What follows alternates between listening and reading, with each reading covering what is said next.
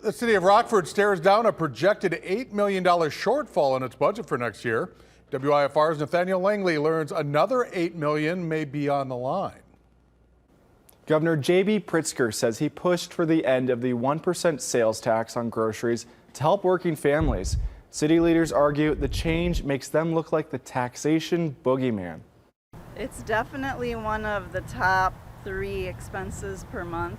Shoppers at the 11th Street Schnucks feel a change in grocery prices. In the last several years, they've more than doubled, and my income has not more than doubled. We shop sales, we go to different stores and stock up when stuff's on sale. Governor J.B. Pritzker said he ended the state's 1% sales tax to relieve prices. They effectively cut a tax that costs them nothing. Up to $8 million in revenue could disappear if the city lets the fee end. Effectively, the support mechanism for all of our operating funds, we would not be able to continue to pay for. One council member calls it smoke and mirrors from state lawmakers.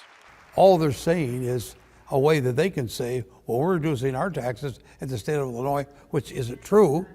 Rockford's Finance Committee unanimously agreed to preserve the city's grocery tax. Yes, our grocery prices are up, but we can survive.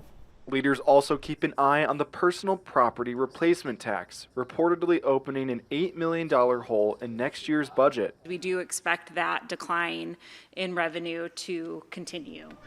Some in the community say they're fine with 1% on groceries, but nothing more. They do a lot of research, and I trust that everybody's going to only do it if it's necessary.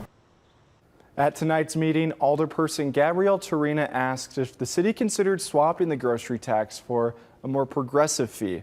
Due to a lack of home rule, Rockford has restrictions on what and how it can tax.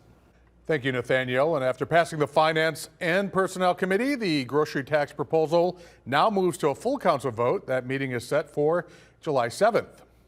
Friday.